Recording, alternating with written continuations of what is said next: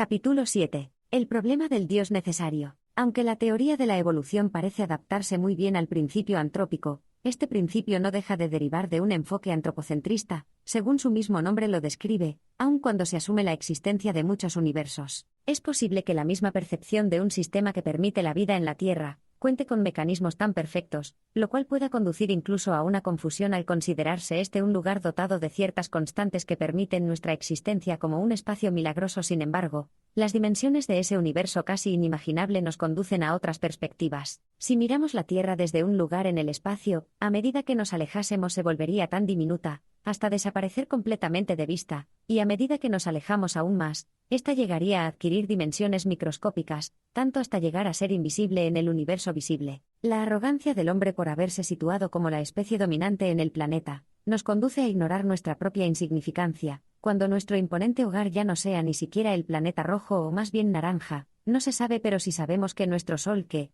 aunque dispone de luz propia, en un futuro no será ni siquiera una gigante roja, sino que será apenas una enana blanca. Aún tenemos que luchar contra nuestras limitaciones, restringidos pues de poder apreciar a simple vista, tanto lo macro como lo micro. Según Richard Dawkins, continuamos encajonados en el mundo medio, ya que nunca hemos tenido que enfrentarnos, ni a lo microscópico ni a lo macroscópico. Quizás cuando se llegue el día en que nuestra alma sea liberada, alcancemos la capacidad de poder sondear esos universos de magnitudes inconcebibles, lejanos e infinitos tal como los imaginó Giordano Bruno, 1548-1600, quien contempló un universo infinito impregnado de maravillosos cuerpos celestes. Sin embargo, ese modelo universal no parecía compaginar con los límites terrestres, establecidos por las jerarquías de la Iglesia en el mundo medieval, atascada en el culto de un Dios que limita sus dominios a nuestro mundo, entendido como planeta Tierra. Es posible que este Dios con poderes limitados se esconde dentro de este planeta, de tamaño microscópico en comparación con las estrellas y planetas existentes en el vasto universo.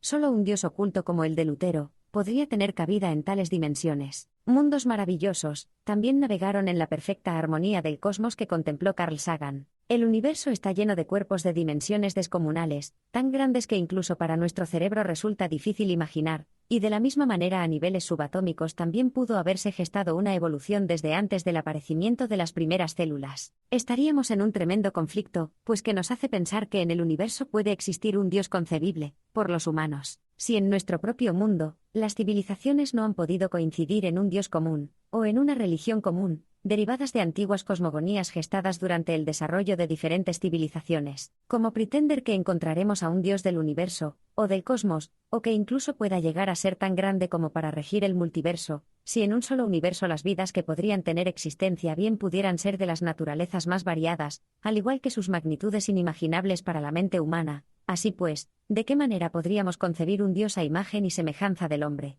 En las diferentes cosmogonías que se gestaron en antiguas civilizaciones, se crearon religiones tan diferentes que, en lugar de unir a los humanos, terminaron por crear conflictos a través de la historia del hombre. ¿Cómo imaginar a un Dios que gobierne el universo? ¿En qué plano quedaríamos nosotros como simples seres terrestres? Nuestra arrogancia nos ha llevado también muy lejos al abusar tan desmesuradamente de los recursos de nuestro planeta. No nos permite ver nuestra realidad. La realidad es que disponemos de un planeta únicamente, e independientemente de nuestras creencias todos compartimos un rincón en este mundo. Cuando pensamos en un Dios que pueda ser compatible con los límites de nuestro mundo y los límites de nuestro universo, también debemos de saber que si se trata de un Dios infinito también deberá de ser compatible con la infinidad de universos, y de multiversos que nos circundan. ¿Cómo referir nuestras plegarias a un Dios cósmico?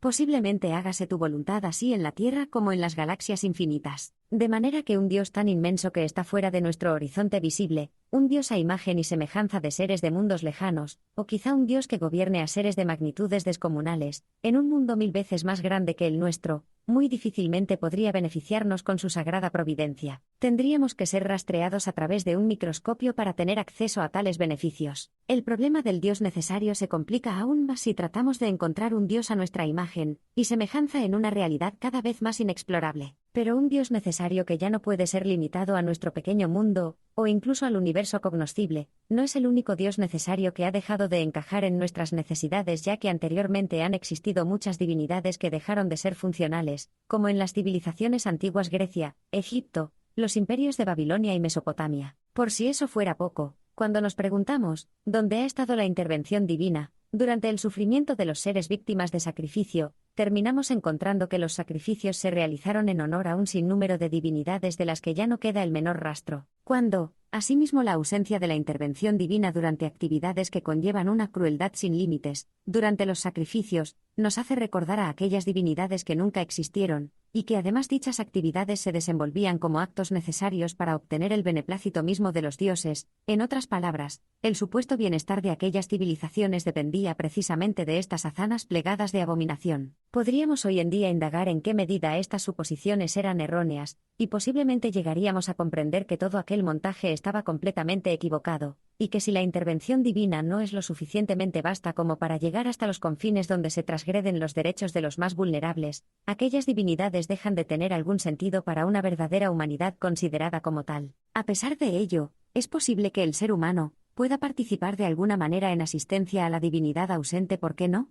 Si de la misma manera que en la antigüedad se realizaron esos terribles y devastadores sacrificios en pro de complacer a una determinada divinidad, ¿por qué no podría un devoto fiel hacer lo mismo, pero esta vez incursionando por el camino correcto, es decir, el auxilio a la víctima que está pasando por un sufrimiento extremo? Pues no basta con solo negar o afirmar una manifestación de fe o de no fe, si no se actúa en pro de esa causa. De manera que el problema del Dios necesario surge muchas veces debido a que éste no cuenta con un fundamento que le permita justificar su funcionalidad en el marco físico y temporal para el que ha sido trazado. En otras ocasiones las divinidades aún requieren de una ayudadita por parte de los seres humanos, como es el caso de aquellos considerados como el Dios negligente. Si se va a defender la existencia de una divinidad, el devoto debería hacer algo positivo para ayudarla a proteger a los más vulnerables, ya que no es posible que sigamos pregonando la existencia de un Dios misericordioso, si ignoramos el sufrimiento de esos seres más vulnerables que viven en la naturaleza y que estamos supuestos a proteger. A pesar de los avances de la ciencia, siempre nos vemos comprometidos a buscar una salida del mundo material que nos consume,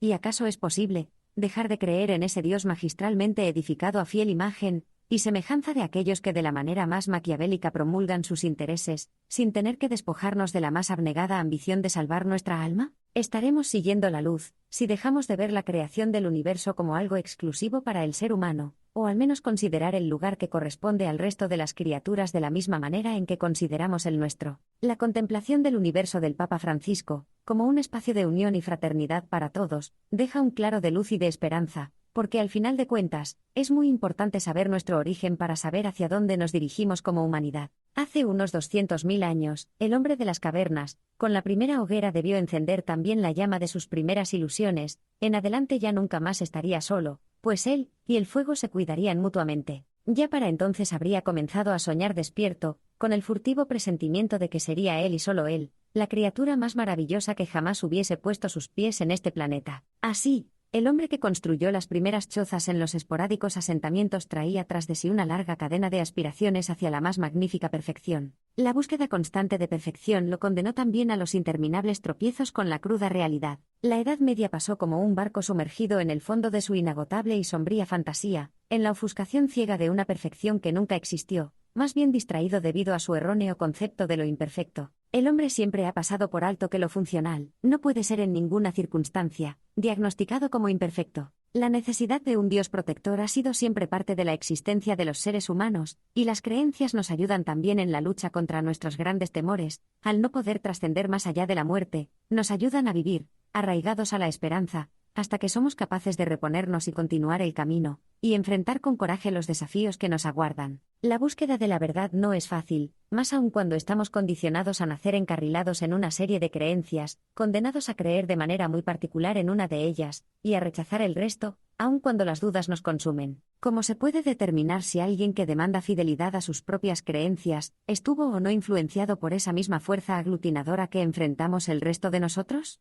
Si la verdad siempre ha estado tan fragmentada, en el torrente de un número casi infinito de supuestas verdades, y si después de todo antes de nacer nadie ha decidido a qué credo habrá de dirigir su devota atención, también las creencias nos ayudan a morir un poco cada día, aceptando de la manera más espontánea nuestra propia caducidad. ¿Qué tan inteligente es el diseño inteligente, si no nos cansamos de adular la belleza de la naturaleza, la cual seduce a nuestros sentidos en la medida en que dicha belleza solamente es relativa en cuanto a es funcional? Y aún así se insiste en lo estéticamente bello, sin llegar al razonamiento de que en la realidad todo lo funcional tiene que ser bello, es decir, que no existe funcional imperfecto. Definitivamente, en el futuro necesitaremos de un Dios más grande, uno cuyos dominios serán tan infinitos que puedan trascender los confines de todas las formas de vida que puedan existir, tanto los organismos surgidos de los mismos componentes químicos que nos conforman a los seres que habitamos la Tierra, como los seres diferentes a nosotros. Un Dios que no sea a imagen y semejanza del hombre, pues el hombre muy probablemente está todavía en su etapa inicial de desarrollo espiritual. No debemos alardear tanto de la perfección de una creación que nos mantiene en el hilo de la miseria, en el borde de la catástrofe global que padecemos hoy en día. Las alusiones a la perfección del hombre se han gestado desde siempre, desde que el mismo ser humano se ha maravillado por todas sus hazañas, descubrimientos y por su pretendida belleza sin igual, como cuando descubrió el fuego y pasó a dominar uno de los elementos considerados como fundamentales, y los griegos abrazaron el mito de Prometeo por quien según estos el fuego fue accesible a los hombres, pero no fue solo este chispazo de buena suerte que permitía al hombre acercarse más al poder de las divinidades lo que mantuvo atónitos a los griegos por siglos, sino también el auge de las artes. Sus impresionantes esculturas alcanzaban una perfección visual, que contribuyó en gran medida a la búsqueda del acondicionamiento de tales pretensiones en la conciencia misma de los individuos. También en la Edad Media, el hombre logró vislumbrar a través del lente las imperfecciones de nuestro mundo material, e intentó corregirlas minuciosamente a través de la lupa, con lo que el hombre estaba cada vez más cerca de afinar con mucha más precisión la tan aludida perfección. Si recordamos cómo Kepler dedicó gran parte de sus investigaciones a encontrar el movimiento de los planetas en círculos perfectos, lo cual podría ser atribuido a una creación divina, pero se dio cuenta que estaba equivocado, y descubrió que las órbitas de los planetas no giran en círculos perfectos como él esperaba comprobar, sino que giran formando una elipse, una figura geométrica ya enunciada por los griegos unos siglos antes, y con lo que por fin logró la formulación de sus tres leyes, en donde la primera de estas determina que los cuerpos celestes tienen movimientos elípticos alrededor del Sol, estando este situado en uno de los dos focos que contiene la elipse. De esta manera Kepler consigue revelar uno de los misterios cósmicos más maravillosos que aún hoy en día ha brindado grandes beneficios a la ciencia. No todo lo que parece perfecto es real, pero la búsqueda de la verdad ha sobrevivido durante toda la historia del hombre. Seres iluminados desde diferentes cuadrantes ideológicos han lanzado sus destellos. Así pues, el camino nunca ha dejado de estar iluminado. Filósofos y científicos de todas las épocas han dejado su huella en el escabroso sendero. El ser humano ha concedido diferentes atributos a las divinidades, cada uno, de acuerdo a sus mismas necesidades. Así, por ejemplo, los dioses guerreros rindieron su fruto en las épocas más violentas, y de la misma manera el Dios necesario que ha sido concebido con la belleza y la perfección que destella en lo más sublime de la conciencia de los hombres, pero que no irradia la misma perfección con sus acciones, puede llegar a representarse con una gran contrariedad. Aunque también es posible que el Dios perfecto está ahí, y somos nosotros los que no hemos sido capaces de descifrar sus señales, o que solo hemos sido capaces de dilucidar las señales erróneamente y a nuestra propia conveniencia. Después de todo, la luz siempre brilla dentro del túnel, solo cambian sus actores, al igual que antiguos buscadores de la luz. Christopher Hitchens, en sus relatos describió a un Dios que no es perfecto. Al marcharse de este mundo, los seguidores de este escritor y polemista le rindieron tributo, mientras su amigo el físico teórico Lawrence Krauss en un emotivo discurso manifestó que Hitchens dejó la antorcha encendida, y que él está dispuesto a dedicar su futuro a mantener encendida dicha luz.